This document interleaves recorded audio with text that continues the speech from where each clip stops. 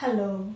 podcast for positive channel လေးကနေကြိုဆိုလိုက်ပါတယ်အားလုံးပဲနေကောင်းချမ်းသာကြပါစေလို့ဆုမွန်ကောင်းတောင်းပေးလိုက်ပါတယ်เนาะဒီတစ်ပတ်မှာကြတော့တစ်ကမ္ဘာလုံးမှာကိုးကွယ်မှုအများဆုံးဖြစ်တဲ့နံပါတ်1နေရာမှာရှိတဲ့ခရစ်ယာန်ဘာသာအကြောင်းကိုပြောပြပေးတော့မှာဖြစ်ပါတယ်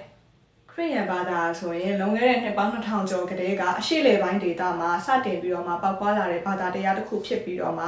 ဒီဘာသာကိုစတင်တည်ထောင်ခဲ့တဲ့သူကတော့ Jesus Christ လို့ခေါ်ပါတယ်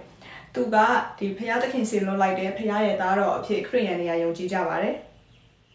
Jesus Christ ကဘယ်လင်ဟမ်ဆိုတဲ့ဒေသမှာမွေးဖွားခဲ့ပြီးတော့မှသူကမေတ္တာတရားထားတတ်ဖို့ပြီးရင်ခွင့်လွှတ်တတ်ဖို့နဲ့ဒီလူသားအချင်းချင်းဘယ်လိုမျိုးတနာကျင်တာပေးရမလဲဆိုတဲ့အကြောင်းတွေကိုသင်ကြားပြသပေးခဲ့တဲ့သူဖြစ်ပါတယ်လူသားတွေကအပြစ်လုပ်တာတအားများသွားတဲ့အခါကျတော့လူသားတွေရဲ့အပြစ်အတွက်သူကအသက်ဆုံးပေးခဲ့ပြီးတော့မှပြန်လည်ရှင်သန်ထမြောက်ခဲ့တယ်လို့ခရစ်ယာန်တွေကယုံကြည်ကြပါတယ်ဒီခရစ်ယာန်ဘာသာမှာဆိုလို့ရှိရင် Bible လို့ခေါ်တဲ့တန်ရှင်းတဲ့ကျမ်းစာရှိတယ်ပေါ့နော်ဒီကျမ်းစာထဲမှာဆိုလို့ရှိရင်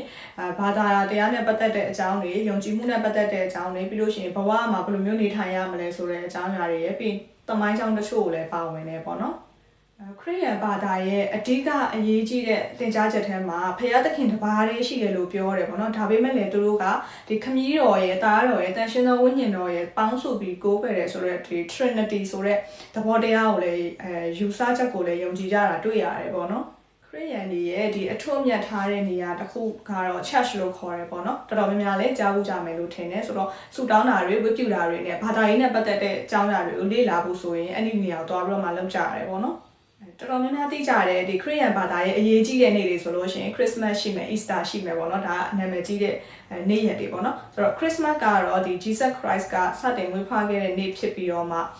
ဒီ Easter ကတော့သူရှင်ပြန်လည်ရှင်သန်ထမြောက်ခဲ့တဲ့ဆိုတဲ့နေ့ကိုဆွဲပြုပြီးကျင်းပတာဖြစ်တယ်ပေါ့နော်ဆိုတော့ဒါပေမဲ့ဒီသူမွေးဖွားခဲ့တဲ့ရက်နဲ့ပတ်သက်ပြီးတော့နည်းနည်းညင်းပွားနေတာတော့ရှိရပေါ့နော်ဒါပေမဲ့တော်တော်များများကတော့ဒီ Christmas ကသူမွေးဖွားခဲ့တဲ့နေ့လို့ယုံကြည်ကြတယ်ပေါ့နော်ဟိုဒါကတော့ကျမ်းစာကိုလေ့လာနေတဲ့သူတွေထဲမှာလည်းတချို့တွေ